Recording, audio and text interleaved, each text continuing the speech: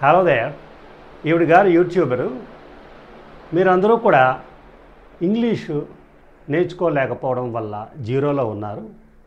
నా దగ్గర ఇంగ్లీష్ నేర్చుకోండి, మీరు హీరోలు అయిపోండి అని చెప్తూ జీరో టు హీరో అని చెప్పి ఒక యూట్యూబ్ వీడియోస్ చేస్తున్నారు.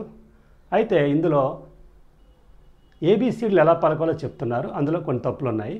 అయితే డిస్కస్ చేయగలిగిన తప్పులు ఏంటన్నవి నేను మీకు ఇప్పుడు ఎక్స్ప్లెయిన్ చేస్తాను. వి వచ్చేసి వీగా మనము పలకాలి. వి అని మనము పలకాలి. ఇక్కడ చూడండి, వీనంట ఉయ్ అని పలకాలంట. ఇది ఎక్కడుందండి? ఈ వి అని లెటర్ పక్కన ఫోనెటిక్ ట్రాన్స్క్రిప్షన్ చూడండి ఎలాగుంది. వి అని చెప్పి పలకాలి, వి అని చెప్పి పలకాలి. ఓకే. దెన్ డబ్ల్యూ వచ్చేసి డబ్ల్యూగా పలకాలి. డబ్ల్యూ కాదు, డబ్ల్యూగా మనము కలిపి చదవాలి. ఇది చూడండి, ఇదేంటి? డబ్ల్యూని జబల్యూ అనాలా? అది కూడా నొక్కి ఒక్క నుంచి మరి చెప్తున్నారు జబల్యూ అనండి అని చెప్పి. ఇది చాలా తప్పు. ఇవిడ ఎక్కడి నుంచి తీసుకున్నారో అర్థం కాదు. కావాలంటే మీరు ఒకసారి డిక్షనరీ చూడండి, దాని పక్కన ఉన్న ఫోనెటిక్ ట్రాన్స్క్రిప్షన్ చూడండి ఎలా ఉంటుందో. ఇది ఎక్కడంటే కన్ఫ్యూజన్ అయి ఉంటారు. ఇక్కడ డి పక్కన యూ వచ్చినప్పుడు ఆ శబ్దాన్ని కొన్ని సందర్భాల్లో జా అని చెప్పి పలుకుతారు, డా కాకుండా. ఇప్పుడు మన అందరూ యాక్చువల్గా షెడ్యూల్ అంటాం, అది షెడ్యూల్ కాదు, షెడ్యూల్. జా శబ్దం రావాలి. ఇది బ్రిటిష్ వేరియేషన్. అమెరికన్ వేరియేషన్లో అందరూ కూడా చాలా తప్పు ఎలా చేస్తున్నారంటే స్కెడ్యూల్ అంటున్నారు. అక్కడ కూడా ఖచ్చితంగా స్కే అని వచ్చినప్పుడు జూ అని రావాలి, స్కెడ్యూల్ అని చెప్పి రావాలి. సో డియు వచ్చిన దగ్గర కొన్ని దగ్గరలో, అన్ని దగ్గరలో కాదు, కొన్ని దగ్గరలో జా శబ్దం వస్తుంది. ఇది ఎలాగొస్తుంది అన్నది మీరు ఖచ్చితంగా ఫోనెటిక్ ట్రాన్స్క్రిప్షన్ చూస్తేనే మనకు అర్థమవుతుంది. దీనికి రూల్స్ అంటూ ఏవీ లేవు. ఉదాహరణకి గ్రాడ్యుయేట్, ఎడ్యుకేషన్, గ్రాడ్యుయేషన్ అని చెప్పి అంటారు కదా. ఎఫ్ చఫ్.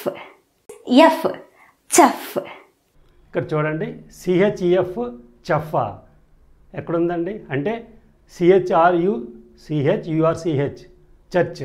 కాబట్టి దీన్ని చఫ్ అని పలకాలని అనుకుంటున్నారా? మరి అలాగైతే చర్చికి వెళ్ళే వాళ్ళని ఏమంటాము, ఏం రాస్తాము? చర్చికి వెళ్ళే వాళ్ళని క్రిస్టియన్ అంటాము. ఎలా రాస్తాము? సిహెచ్ఆర్ఏ రాస్తాము. సో అందుకే ఇంగ్లీష్లో సిహెచ్ అని రాసినప్పుడు దానికి 3 శబ్దాలు ఇవ్వడం జరుగుతుంది. ఒకటి చా యాజ్ ఇన్ చర్చ్, 2 కా యాజ్ ఇన్ క్రిస్టియన్, 3వది షా యాజ్ ఇన్ షెఫ్. దీన్ని షెఫ్ అని పలకాలి. షెఫ్, షాంపెయిన్, షాండ్లియార్ ఇవి పదాలన్నమాట. సో అందుకే మనం ఈ పదానికి, ఈ యొక్క అక్షరాలకి, సిహెచ్ అన్న అక్షరాలకి, వీటితో కూడిన పదాలకి ఏ శబ్దం ఇవ్వాలి అని చెప్పి తెలుసుకోవాలనుకుంటే మీరు ఆ పదం పక్కన ఉన్న ఫోనెటిక్ ట్రాన్స్క్రిప్షన్ని చూడాలి. ఆ ఫోనెటిక్ ట్రాన్స్క్రిప్షన్ అన్నది మీరు నేర్చుకోవాలన్నా మీరు ఐపీఏ నేర్చుకోవాలి. IPA means international phonetic alphabet. మీకు ఆల్రెడీ తెలుసుంటే పర్వాలేదు.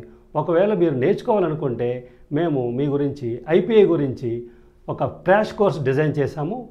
వివరాలకి మీరు ఏంటంటే ఈ వీడియోలో కనబడుతున్న ఫోన్ నెంబర్లకి కాల్ చేసి డీటెయిల్స్ తెలుసుకోండి. గుడ్ మార్నింగ్ అనకూడదు, గుడ్ మార్నింగ్ అని అనాలి.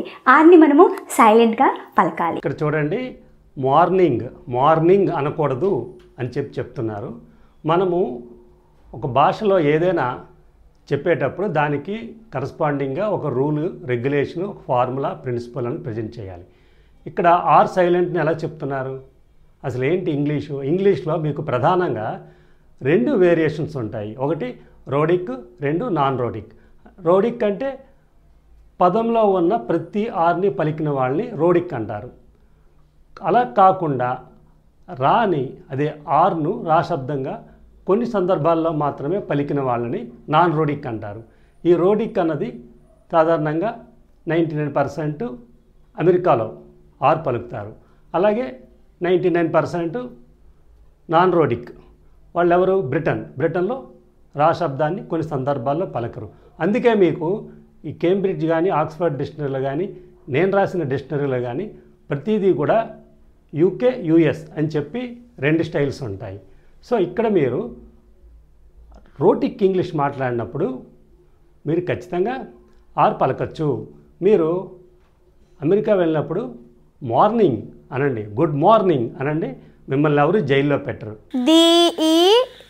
DESCERT desert. ఇది వచ్చేసి DESSERT డిజర్ట్ అని అంటూ ఉంటాం. ఇక్కడ చూడండి, ఎడారి అలాగే అన్నం తిన్న తర్వాత తినే తీపి పదార్థం రెండింటిని కూడా డిజర్ట్ అని చెప్పేసి పలకాలి అని చెప్తున్నారు. ఇవిడ యాక్చువల్గా ఈ రెండు కూడా హోమోఫోన్స్ కాదు, ఎందుకంటే స్పెల్లింగ్ డిఫరెంట్.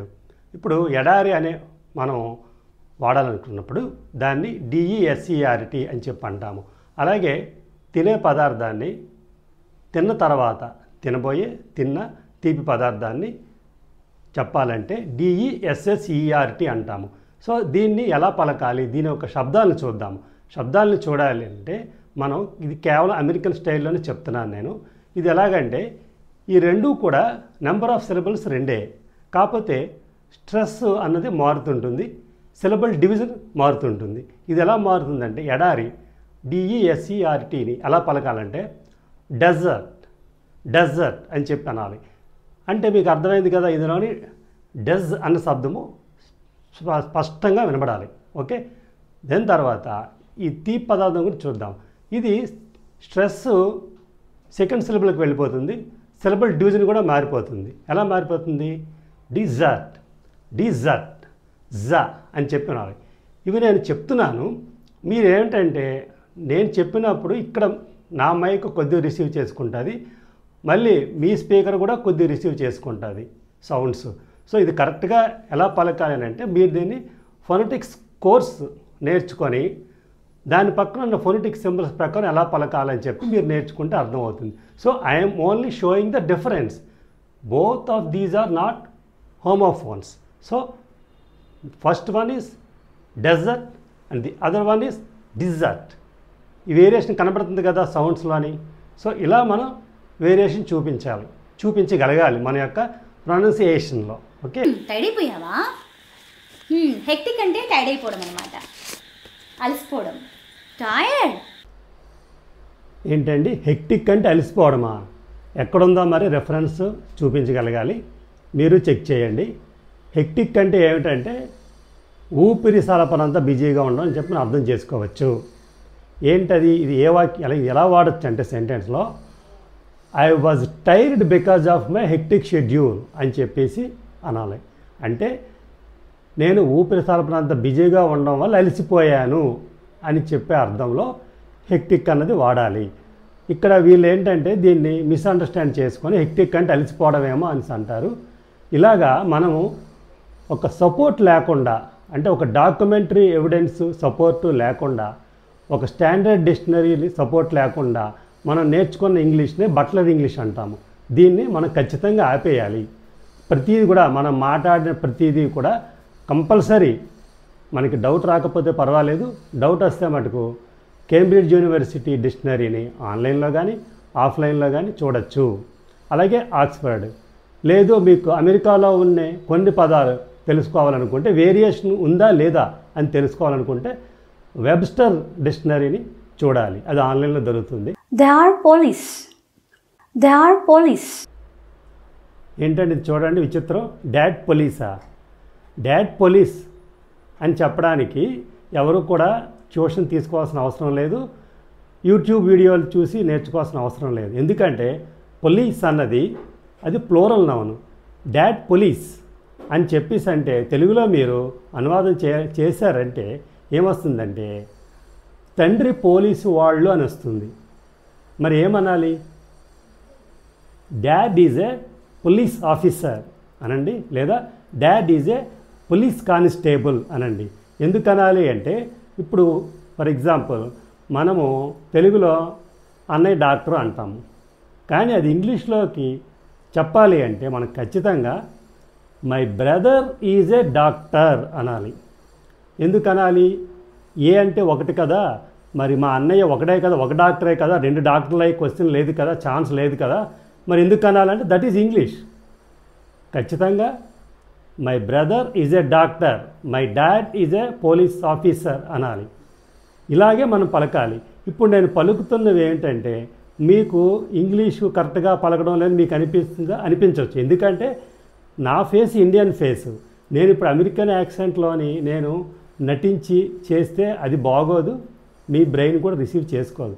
అందుకే నేను తెలుగు వాళ్ళకి ఇంగ్లీష్ ఎలా చెప్పినప్పుడు అలాగే శబ్దాలు పలుకుతున్నాను. పూర్తిగా అమెరికన్ వేరియేషన్లో పలకాలంటే అది పలికిన నా ముఖం చూస్తే మీకు తెలిసిపోతుంది ఇండియన్ అని చెప్పేసి అనరు. సో మీరు ఈ విధంగా ఇంగ్లీష్లో ఉన్న ప్రతి పదాన్ని లేదా బ్రిటన్ స్టైలు లేదా అమెరికన్ స్టైల్ ఏదో ఒక స్టైల్లో మీరు ఫాలో అయ్యి మాట్లాడతానంటే దాని యొక్క ప్రొనౌన్సియేషన్ మేము ట్రైనింగ్ ఇస్తాము. అలాగే సందర్భోచితంగా ప్రతి సందర్భంలో ఏ పదాన్ని మాట్లాడాలని చెప్పాలన్నా సరే మా దగ్గర ట్రైనింగ్ ఉంటుంది. కనబడుతున్న నెంబర్లకి మీరు కాల్ చేసి డీటెయిల్స్ తెలుసుకోవచ్చు. Online, offline, out of station కూడా మేము వచ్చి ట్రైనింగ్ ఇస్తాము. Have a great day.